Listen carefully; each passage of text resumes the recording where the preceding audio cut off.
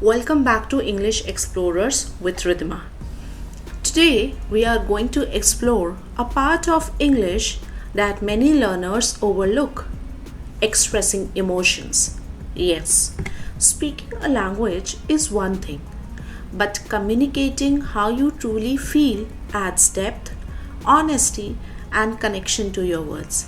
Let's dive into this together. English becomes more meaningful when you can express not just your thoughts but also your emotions.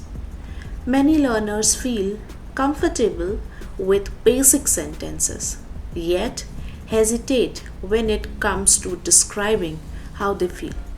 And that's natural because emotions require openness, not just vocabulary. Expressing emotions in English starts with awareness.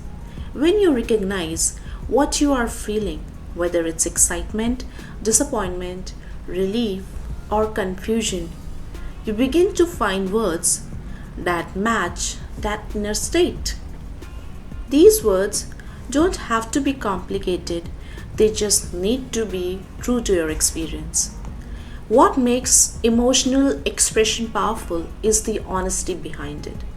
Instead of using general phrases like I'm fine or I'm okay, English gives you space to be more specific.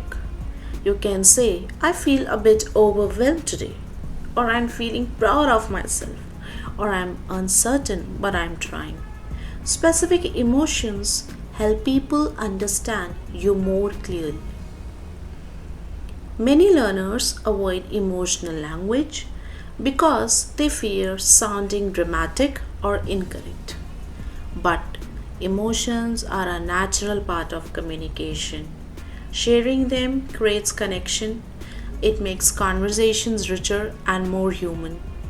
As you learn to express emotions, you also become more confident in navigating real life interactions. You can comfort someone, celebrate with them, or express boundaries, all through the language. This turns English from a subject you study into a tool you live with. And remember, emotional expression doesn't always require big sentences. Sometimes a simple line like, that really moved me, or I feel lighter now, or this is difficult for me carries more truth than a perfectly structured speech. The more you practice, the more intuitive it becomes. You start recognizing emotional expressions in other people's speech, and slowly you begin weaving them into your own. With time, your English starts sounding fuller, warmer, and more genuine. Learning to express emotions is not about being dramatic, it's about authentic. It allows your English to reflect who you really are. Thank you for joining me in this session. Remember, expressing emotions in English is not about perfection, it's about sincerity. Keep exploring, keep feeling, and keep finding the words that bring your inner world to life.